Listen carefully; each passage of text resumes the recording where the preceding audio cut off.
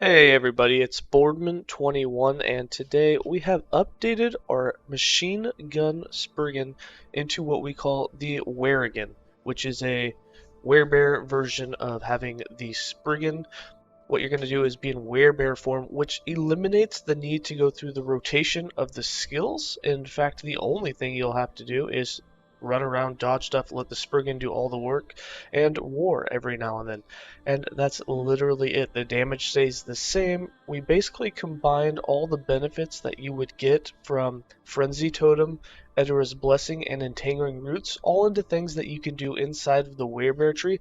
On top of that, we made it even better because one, you will be more tanky because you can get armor and protections out of the Werebear tree, and number two, you can make your companion much more tanky because your Spriggan will gain 20 flat health regen, and you can get some more armor and protections for him in his tree.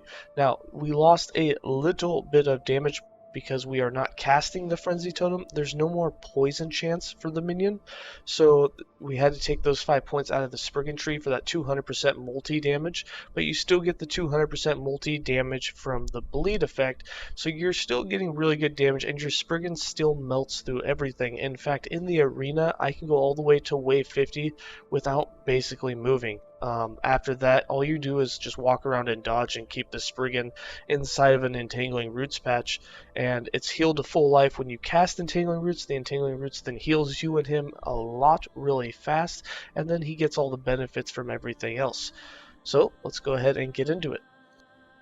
For skills, we're going to be running Summon Spriggan, Swipe, Ice Thorns, Werebear Form, and Entangling Roots.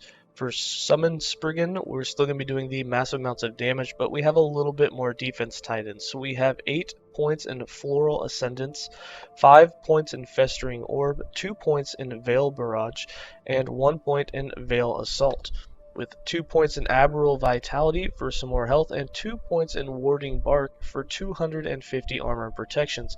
These 4 points came out of the Vile Orb that we were using in the previous version. Now that we have no poison chance, we can't take advantage of this node.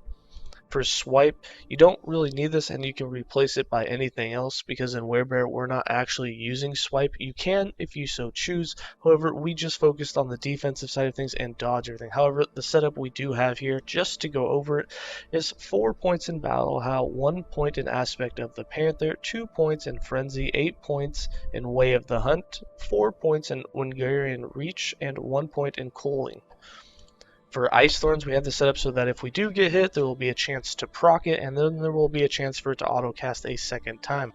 We have 3 points in Dagger Thorns, 2 points in Bramble Armor, 4 points in Spell Thorns, 1 point in Anemophily, 1 point in Thorn Shield, 4 points in Bulb Shield, 5 points in Bark Shield to finish it off.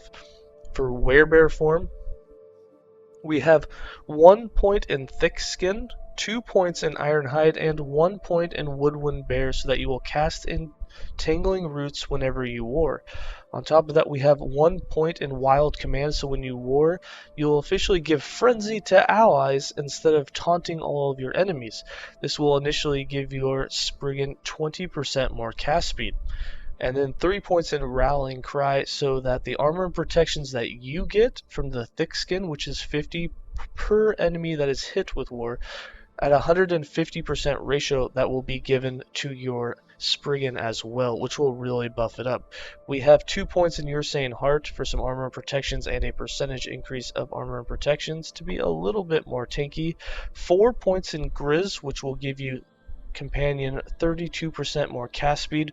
That's what's going to get the Gatling gun running on it, and 1 point in Ursine Harmony for a flat plus 20 health regen, and we put some health regen, minion health regen on the gear, so that will be boosted a little bit. And then to finish it off, we have 2 points in Pummel, 2 points in Food for Thought, and 1 point in Ursane Wisdom for that 300% mana efficiency. Now, it would be nice not to be able to take this note, and we have about 60 attunement on this build, but even with these 5 points out, the cost of war right now is 3 for us, which means that we'll get all of our mana back from Entangling Roots, which means we can stay in Werebear 100% of time. But even with 60 attunement, if we don't take the Ursane Wisdom, we end up with a 10 mana cost, which unless you really focus and you have multi-patch on Entangling Roots and you're in more than one patch at a time, because you only get 5 mana back per patch. So you would have to be in 2 patches to get your mana back, and if you're low on mana, 3 patches in order to get it filled back up. So we just went ahead and kept that note so it'd be easy. With the way we're running it, you can have it on autocast, and as long as you're in one patch for at least 3 of the 5 seconds, you get all of your mana back and you'll have full mana and you stay in Werebear the entire time. And then for Entangling Roots, we have 4 points in Nourish, 1 point in Roots of Lap, 1 point in Bountiful Harvest, 1 point in Mana Bloom, 2 points in Imbued Sap, 2 points in Groove Master, 4 points in Spriggans of the Grove, 4 points in Gardens of the Farwood, and 1 point in Reform from Roots. So this one gives your Spriggan a 100% cast speed, which is a huge buff. 4 points in Wardens of Fairwood gives you 20 more spell physical damage for the Spriggan, and the 1 point in Reform allows your Spriggan to be healed to full health every time that Entangling Roots is cast. So every 3.6 seconds, it's going to be healed to full health. On top of the Roots after that will heal it during the entire duration. So your Spriggan and you are constantly going to be healed, and your Spriggan's going to get even better healing than you get.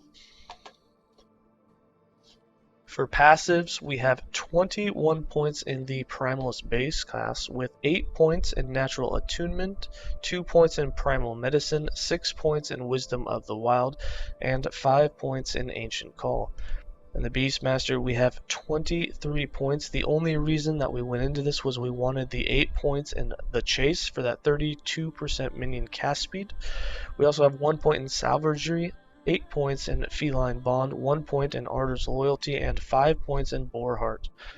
And 69 points in the Druid, which is our mastered class. We have 10 points in Barkskin, 8 points in Soul's Attendant, 8 points in Edira's Boon, 7 points in Wood Laurel, 8 points in Blossoming Vines, 10 points in Eternal Nature, 6 points in Oaken Form, 1 point in Woodland Bond, 1 point in Natural Duality, and 10 points in Eternal Nature. This is where the Spriggan gets a lot of its damage from.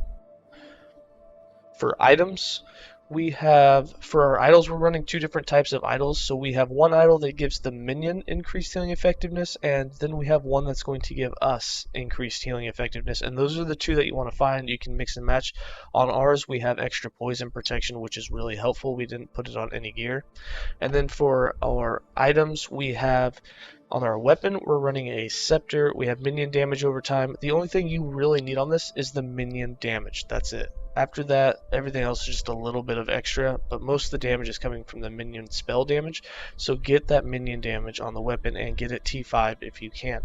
For the chest, we're running the minion critical strike modifier and the minion chance to bleed. You need to have the minion chance to bleed either on this or on the helm, because without that you're losing out on 200% of that multi damage against a bleeding enemy.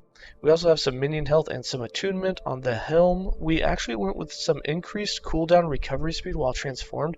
That 11% actually helps.